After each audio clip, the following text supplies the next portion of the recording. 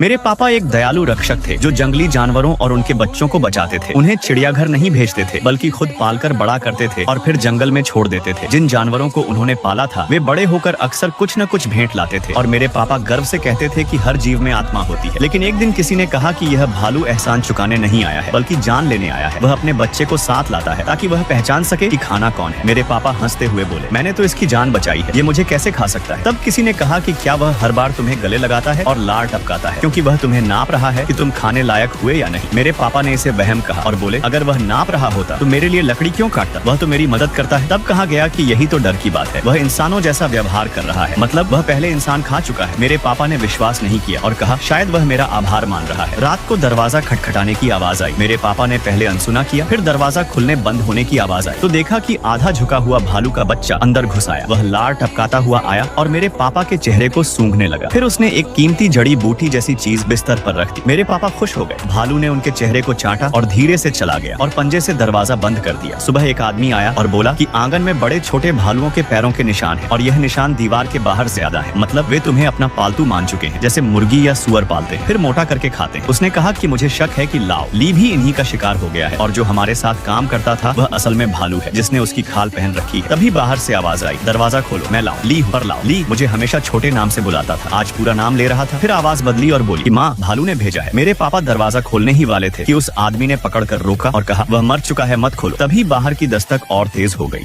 और दरवाजा हिलने लगा और उस पल हमें समझ आ गया कि हम पहले ही बहुत बड़ी गलती कर चुके हैं।